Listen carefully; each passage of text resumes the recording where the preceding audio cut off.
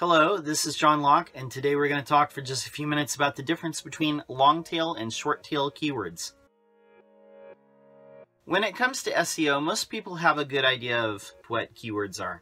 They're basically the words or search phrases that you're trying to rank for. When people type in these phrases, you want your website to come up. Usually the types of words and phrases that people are trying to rank for have to do with sales of their product or service. There's two types of keywords, what we call short tail and what we call long tail. So short tail keywords are exactly as the name implies. They're one or two words and they're usually pretty hard to rank for. And I'll give you a couple examples, but the reason being that they're so hard to rank for, people are only typing in one word. Generally, most of the time, what you're going to see at the top is some sort of definition. It's going to be a Wikipedia article.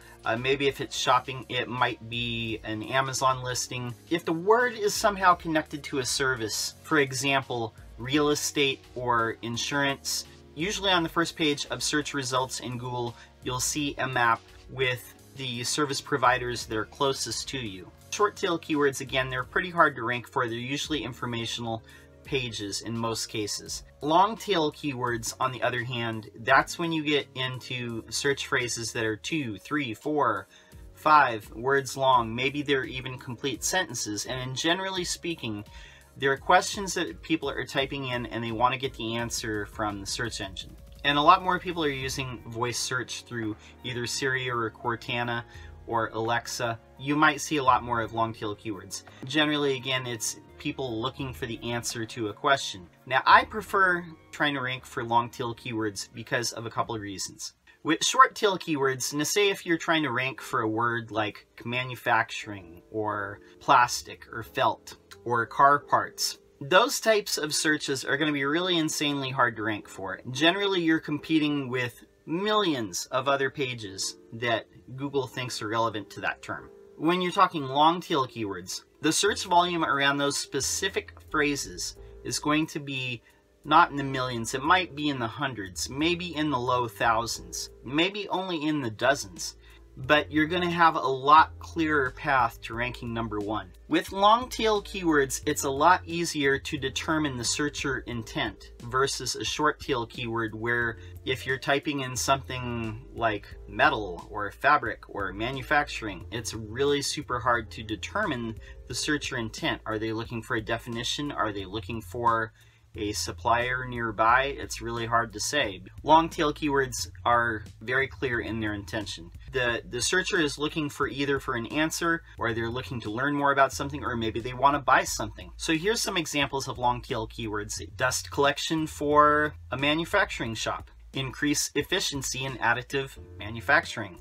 Difference between woven and non-woven textiles. The answers to these are really clear-cut, and these can be pieces of content on your site. Most of your content on your website should be aimed at long tail keywords. You have a better chance of ranking with long tail keywords, so even if the search volume is lower than short tail keywords, you're going to have a better chance of ranking. And I want to speak to that really quick too. The ideal mix on your website is it should be mostly informational pages because that's where people are going to become aware of your brand. Unless it's a straight up e-commerce site like Amazon, you probably should have mostly informational pages and less sales pages. Like I said, people are going to discover your brand more than likely through informational pages. Plus, it gives you a lot more chances to build links to your website. And the reason being is when you're a trusted source of information about a topic or a subject, then people are going to be more likely to trust you when they buy your product or service.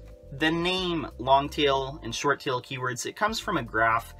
Let's say, for example, that the search is all about manufacturing. Let's say, so the word manufacturing would be up here, but then there's, as you go down, there's less searches overall. But that long tail just keeps going and going and going forever. So additive manufacturing, 3D manufacturing, best practices for a manufacturing plant, these things just keep going on and on and on.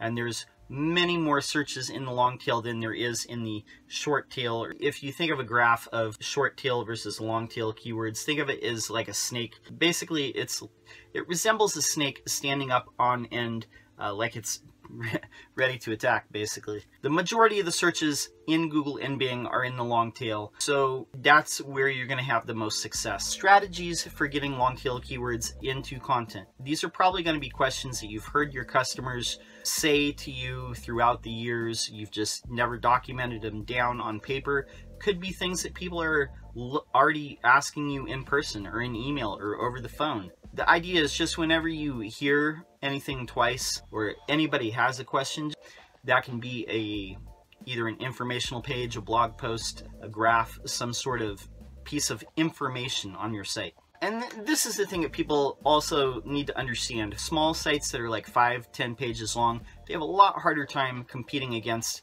bigger sites that regularly publish, and they have a more depth of content, because each piece of content that you publish on your site, some of them are going to rank, some of them might not rank as well, some of them might rank really high, but you're not always going to be able to predict like which ones are going to pull people in until you go out and publish it. Whether it's on a blog, whether it's on a platform like YouTube and then you post a video on your site, the more times that you publish, the more chances you have to make people aware of your brand and to bring people to your site.